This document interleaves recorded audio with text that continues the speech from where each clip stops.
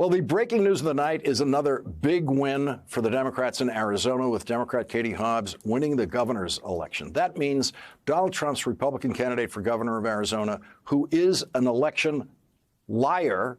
Let's use the right term. Election denier is not quite specific enough. Election liar about the last presidential election will not be in a position to destroy democracy in our next presidential election by trying to find a way to award Arizona's 11 electoral votes to Donald Trump or whoever the Republican presidential nominee turns out to be. This was one of those races where, as President Biden put it, democracy was on the ballot. And this time, in the person of Katie Hobbs, democracy won. Some Democrats in Arizona and elsewhere who mistakenly believed polls indicating that Katie Hobbs was on her way to losing to Donald Trump's candidate, Kari Lake, openly criticized Katie Hobbs for being what they considered a weak candidate, and they criticized her for her decision to refuse to debate Kari Lake because Kari Lake is a relentless public liar. That's why she refused to debate her. Katie Hobbs explained her decision not to debate this way. Unfortunately, debating a conspiracy theorist like Kari Lake, whose entire campaign platform is to cause enormous chaos and make Arizona the subject of national ridicule, would only lead to constant interruptions, pointless distractions, and childish name-calling. Arizonans deserve so much better than Kari Lake. And that is what Arizonans chose. So much better than Kari Lake. Here's what Katie Hobbs had to say about her opponent in what turned out to be Katie Hobbs' last appearance on this program before the election. She's not focused on what Arizonans need. She's focused on what the former president wants, which is exactly why he's endorsed her in this race, and why we have to stop her, because she has made it clear she's not interested in upholding the will of the voters if she doesn't agree with the will of the voters. And tonight, Katie Hobbs did stop her. Friday night, when Steve Kornacki and I delivered the news from Arizona that Democrat Mark Kelly won his reelection to a 6-year term in the United States Senate, the Democrats moved to within 1 seat of control of the United States Senate. And then about 24 hours later in Nevada, Steve Kornacki was at the big board in the moment when the NBC News decision desk projected Democratic Senator Catherine Cortez Masto would be reelected to a 6-year term in Nevada. That was the most important election announcement of the week, since it ended the crushing suspense about which party was going to control the United States Senate. After the Nevada race was called, White House Chief of Staff Ron Klain, who will join us tonight, tweeted, "Senator Schumer and Senator Gary Peters." That's the tweet. You will hear from both of them tonight. You've already heard from Senator Schumer during Rachel's hour, and you will hear from Senator Peters during this hour. When Mark Kelly won his Senate reelection in Arizona on Friday night, the first guest I wanted to hear from on this program was Senator Gary Peters, who is the chair of the Democratic Senate Campaign Committee.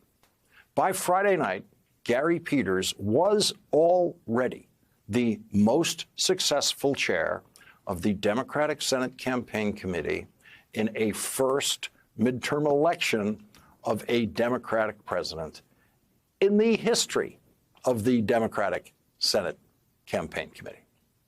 Now, he is even more successful by having delivered Democratic control of the Senate to the Democrats once again. That tweet by Ron Klain on Saturday night, after the Democrats reached the magic number of 50 in the Senate, was the White House Chief of Staff's highly experienced assessment of who gets credit for the Democrats holding the Senate. Senator Schumer and Senator Gary Peters, that's the tweet.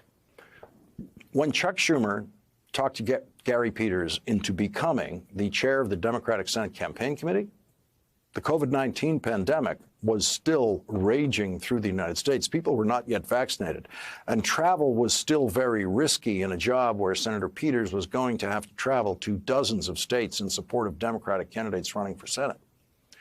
In a private off-the-record chat with Senator Peters after he became the chair of the Democratic Senate Campaign Committee, I began by offering him my condolences for getting the worst job in the Senate. And that is the inside view in the Senate of running the Democratic Senate Campaign Committee, which is the single most difficult fundraising task any senator could ever take on. It is much more difficult than raising money for your own Senate reelection campaign. It is much more complex, much more unforgiving, much more relentless. It's the kind of job where you have to kiss your family goodbye for 2 years.